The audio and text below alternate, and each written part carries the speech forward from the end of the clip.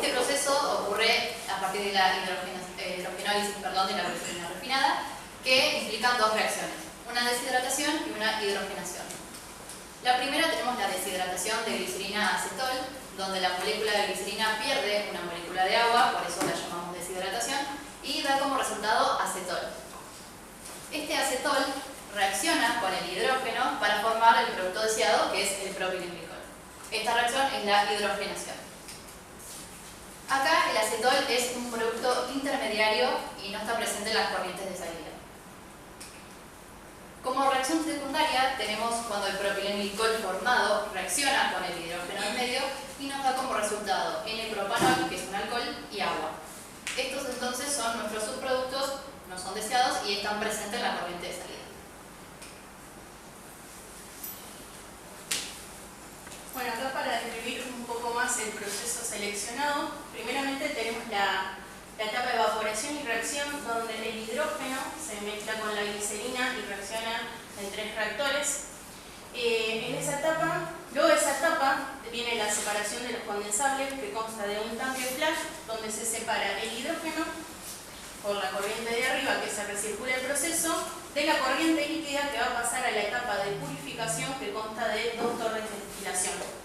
En la primera torre de destilación vamos a obtener por el tope N-propanol y agua, que son nuestros subproductos, mientras que por la corriente del fondo vamos a obtener una mezcla líquida que va a pasar a una segunda etapa de destilación, donde por el tope vamos a obtener nuestro producto deseado, que es el propilenglicol, mientras que por la corriente del fondo vamos a obtener glicerina que no reaccionó y que se va a recircular el proceso para darle un mejor aprovechamiento.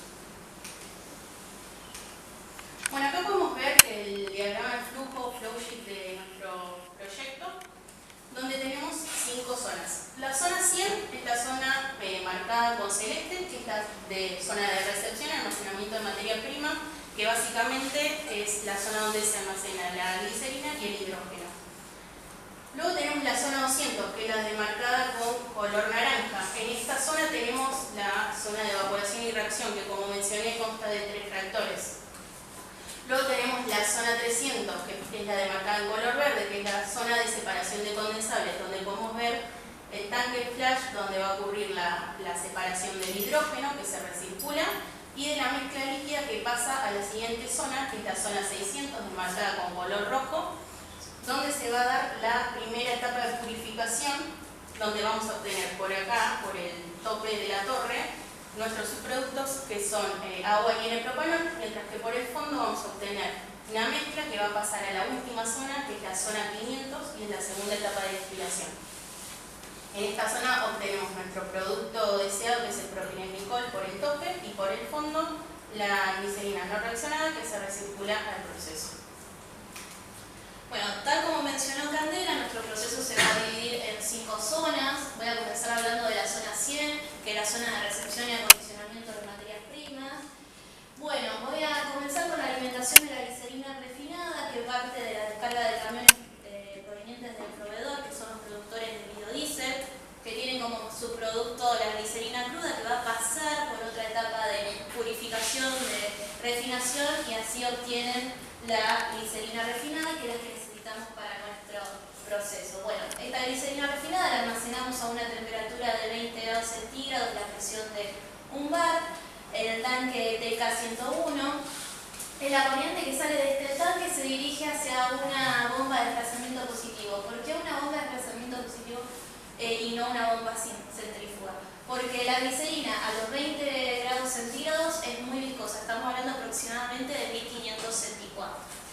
Luego la bomba me aumenta la temperatura, la presión a 20 bar, y la corriente que sale de esta presión se dirige al intercambiador E101, que me va a aumentar la temperatura de 20 grados centígrados a 164 grados centígrados. La corriente que sale de este intercambiador se dirige a un mezclador que va a tener la recirculación de la glicerina no reaccionada proveniente de la zona 500 a una temperatura de 164 grados 20 bar, que es la presión de operación que necesitamos. Y luego vamos a tener las dos corrientes que se dirigen a la zona 200, que es la zona de evaporación y reacción, a una temperatura de 164 grados y 20 bar. Luego tenemos la otra materia prima, que también es muy importante, el hidrógeno, de lo cual lo vamos a estar almacenando a una temperatura de 20 bar y a una presión de 200 bar. ¿Por qué 200 bar? Perdón, dije temperatura de 20 grados centígrados y la presión de 20 bar. ¿Por qué 200 bar?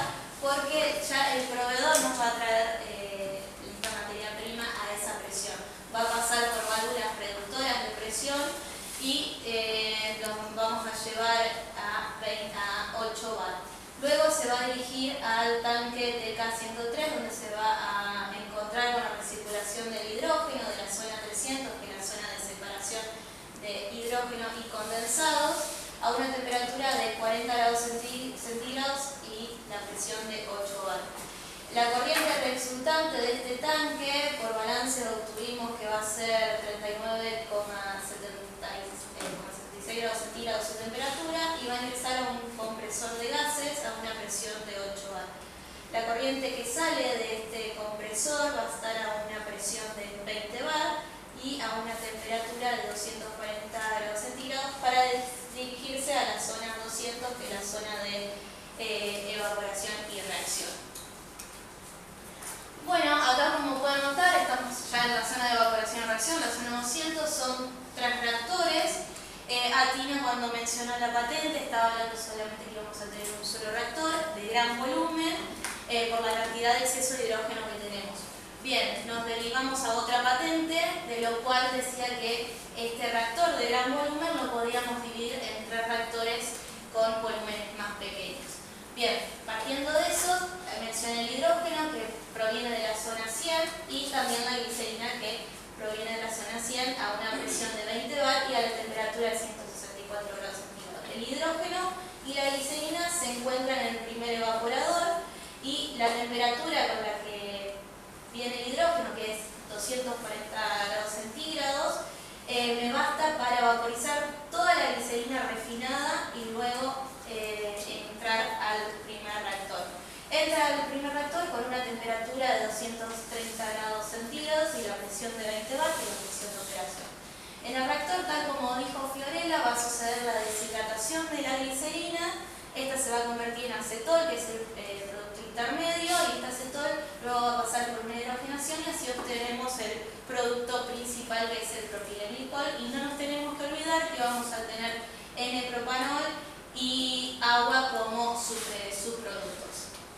Bien, otra cosa que pueden notar, además de los subproductos y el producto principal, vamos a tener glicerina no reaccionada e hidrógeno. La corriente que sale del primer reactor va a estar a una temperatura de 240 grados centígrados, la presión de 20 bar. Esta ingresa al segundo evaporador junto con la glicerina, que va a estar a la presión y la temperatura las mismas con la que entró en el primer evaporador. Entra al reactor a los 230 grados centígrados, ocurren las mismas reacciones, obtenemos la corriente que sale del segundo reactor a la temperatura de 240 grados centígrados, la presión de 20 bar, ingresa al tercer evaporador con la glicerina en las mismas condiciones y luego entra al tercer reactor, suceden las mismas reacciones y la corriente que sale del tercer reactor ingresa a la zona 300, que es la zona de separación de hidrógeno y condensados. Bien, algo importante para mencionar que ya dije varias veces, la temperatura que entran en el reactor va a ser de 230 grados centígrados, la presión va a ser de 20 bar. El ratio molar, la relación entre el hidrógeno y la glicerina, va a ser de 500 a 1. Y la velocidad espacial va a ser igual a 0,5 hora a la menos 1, 1 sobre hora. Este dato va a ser importante porque nos va a servir para diseñar los reactores en la próxima etapa del proyecto.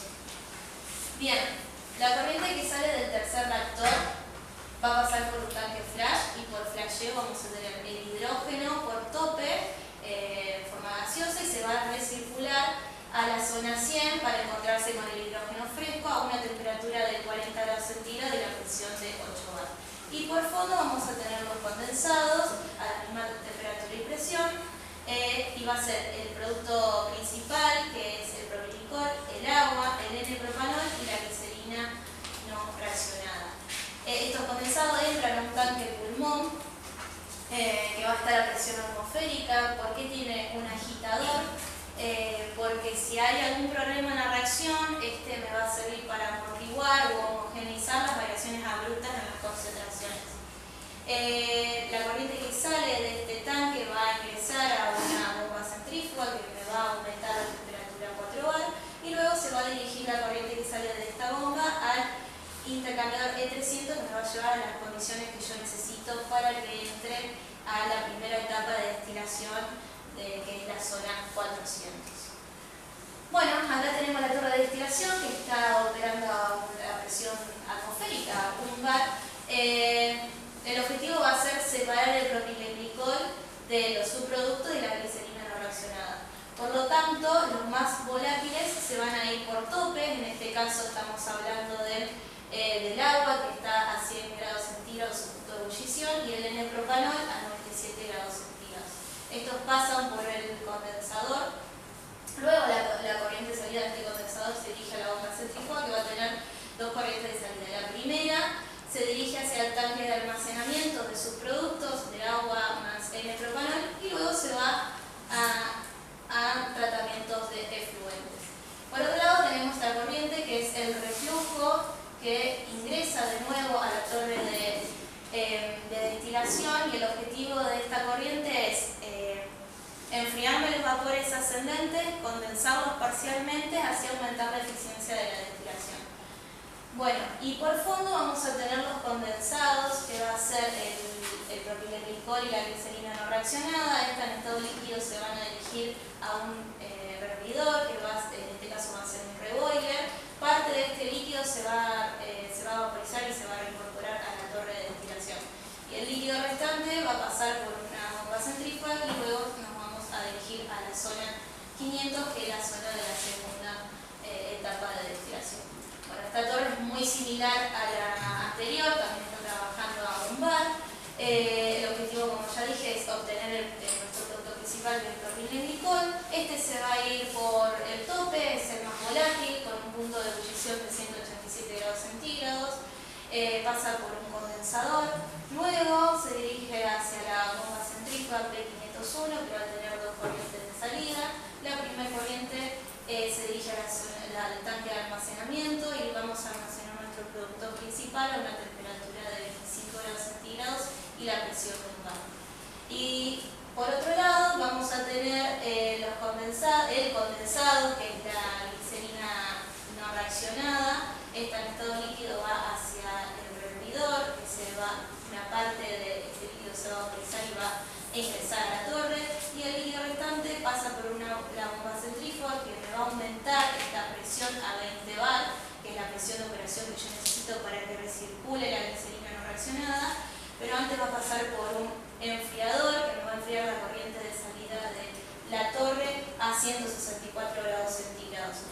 Y esta corriente se va a dirigir a la zona 100-200, que es la zona de separación de materias primas, acondicionamiento de materias primas y evaporación y reacción.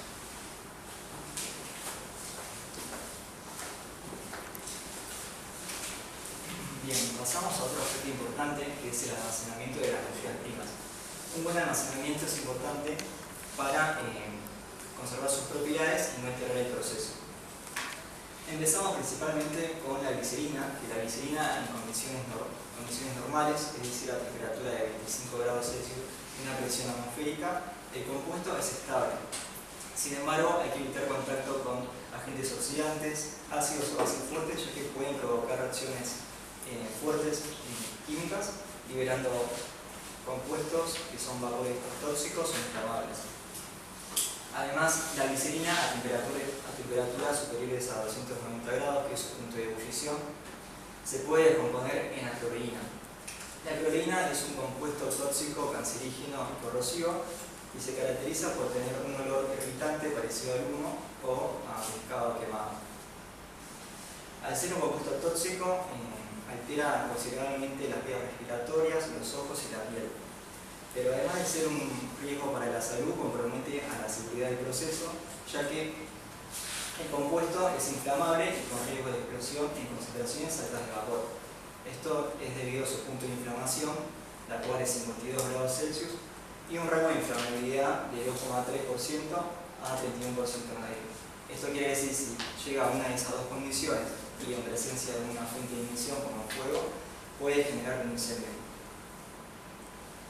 Es por eso que se recomienda que la glicerina esté en recipientes herméticos, en un ambiente ventilado y con temperatura controlada entre 15 y 25 grados Celsius. Pasamos a la siguiente, que es el hidrógeno. El hidrógeno ya de por sí es un compuesto inflamable debido a su rango de inflamabilidad, que es entre 4 a 71% concentración en aire. El hidrógeno se va a almacenar en forma de gas comprimido a 200 bar en recipientes de alta presión, donde dependiendo del material que utilicemos en los recipientes, varía su rango de presión interna de almacenamiento. Acá tenemos unos materiales más utilizados, que son la son en aluminio, fibra de vidrio, acero, con sus rangos de presión correspondientes.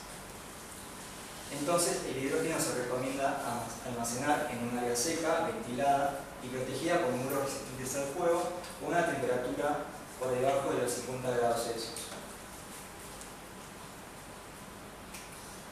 Pasamos ahora al producto, que es el propilenglicol. El propilenglicol ya de por sí es un compuesto estable en condiciones normales, pero también es un compuesto no inflamable a temperatura ambiente, ya que su punto de inflamación es de 104 grados Celsius. Esto significa que no requiere una medida adicional de seguridad para su almacenamiento. Algunas propiedades que tenemos que tener en cuenta para su almacenamiento es que no se congela a temperatura ambiente, ya que su punto de solidificación es de menos 60 grados Celsius. Esta propiedad le permite al propilenglicol ser usado como anticongelantes o refrigerantes. También presenta una baja presión de vapor, lo cual favorece su manipulación, y a bajas temperaturas se vuelve más viscoso el propilenglicol, lo cual hay que tener en cuenta a la hora de diseñar el almacenamiento. Algunos materiales recomendados para almacenar el propilenglicol son el acero inoxidable, el aluminio o plásticos no transparentes de grado alimentario, y se debe evitar el contacto con materiales de ácido de carbono, ya que puede contaminar con hierro y deteriorar su color. Además, las condiciones de almacenamiento recomendadas son en una temperatura entre 5 y 30 grados Celsius y una presión de un bar.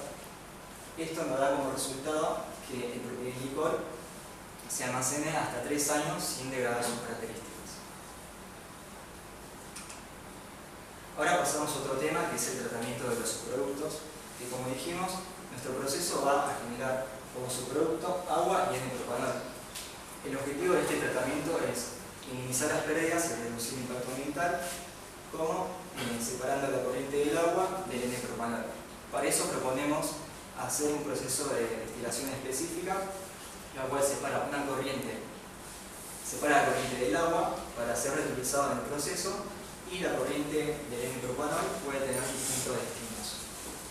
Una de ellas puede ser la recuperación y ser reutilizado como fuente de energía, y otra es darle un tratamiento adicional mediante incineración o bioremediación, garantizando el cumplimiento de la normativa vigente, que es la Ley Provincial número 11.220 de la provincia de Santa Fe, la cual establece que tenemos que cumplir con ciertos parámetros a la hora de tirar un efluente al medio ambiente.